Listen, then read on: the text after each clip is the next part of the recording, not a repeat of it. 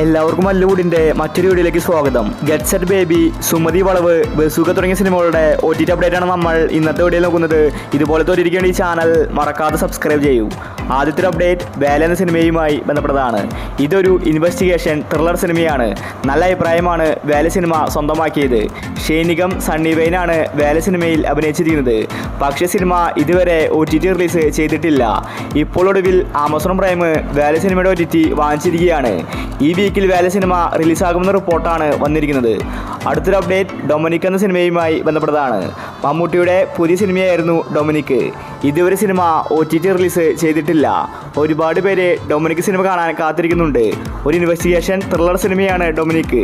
Gautam Vasthav direct ചെയ്ത ഈ cinema Amazon prime ഇപ്പോൾ വാങ്ങിച്ചിരിക്കുകയാണ്.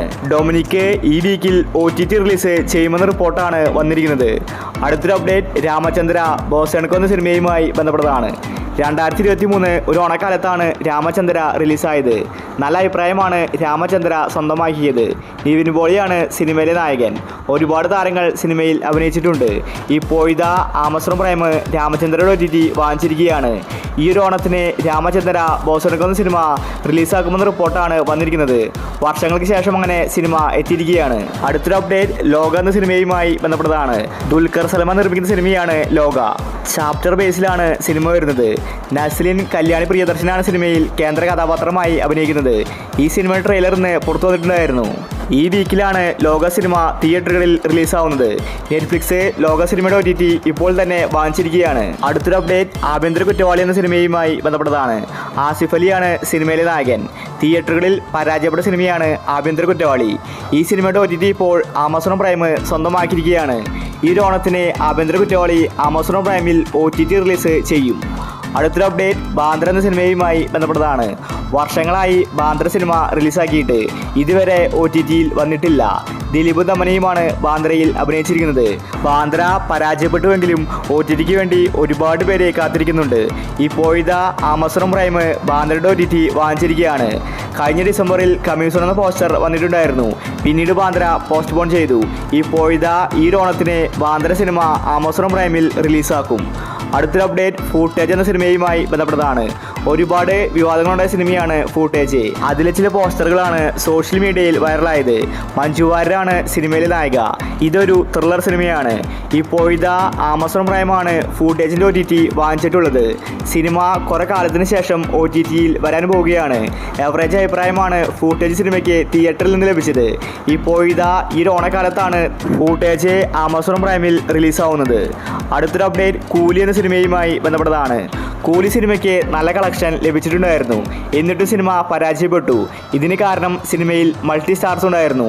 അമീർ ഖാൻ, സൗബിൻ, നാഗാർജുന, രജനികാന്ത് തുടങ്ങിയവരാണ് സിനിമയിൽ അഭിനയിച്ചിരിക്കുന്നത്. അതുകൊണ്ട് തന്നെ സിനിമയുടെ ബഡ്ജറ്റ് കൂടി. അതുകൊണ്ട് ഇപ്പോൾ കൂലി സിനിമ OTTയിൽ വരാൻ പോവുകയാണ്. ആമസോൺ പ്രൈം കൂലി സിനിമയുടെ OTT വാങ്ങിച്ചിരിക്കുകയാണ്. സെപ്റ്റംബർ 5 ശേഷമാണ് കൂലി സിനിമ OTTയിൽ വരുന്നത്. അടുത്തൊരു അപ്ഡേറ്റ് ഗെറ്റ് സെറ്റ് ബേബി എന്ന സിനിമയുമായി ബന്ധപ്പെട്ടതാണ്. ഒരുപാട് കാലമായി ഗെറ്റ് സെറ്റ് ബേബിക്ക് വേണ്ടി കാത്തിരിക്കുന്നു. ഇതുവരെ OTT റിലീസ് ചെയ്തിട്ടില്ല. തിയേറ്ററുകളിൽ നല്ല അഭിപ്രായം ഗെറ്റ് സെറ്റ് ബേബി നേടിയെടുത്തു. എന്നിട്ടും OTTയിൽ വരുന്നില്ല. പക്ഷേ OTT അവകാശം മനോരമ മാക്സ് നേരത്തെ തന്നെ വാങ്ങിച്ചതാണ്. പക്ഷേ അവർ റിലീസാക്കുന്നില്ല. അതാണ് ഇപ്പോൾ സിനിമ വൈകുന്നത്. ഉണ്ണിമുകുന്ദനും നിഖില വിമലുമാണ് ഗെറ്റ് സെറ്റ് ബേബിയിൽ അഭിനയിച്ചിരിക്കുന്നത്. നല്ലൊരു കോമഡി മൂവിയായിരുന്നു. ഇപ്പോഴിതാ സെപ്റ്റംബറിൽ ഓണത്തിനാണ് ഗെറ്റ് സെറ്റ് ബേബി മനോരമ മാക്സിൽ റിലീസാവുന്നത്. അടുത്തൊരു അപ്ഡേറ്റ് സുമതി വളവ് എന്ന സിനിമയുമായി ബന്ധപ്പെട്ടതാണ്. സാധാരണ ഒരു സിനിമയായിട്ടാണ് സുമതി വളവ് എത്തിയത്.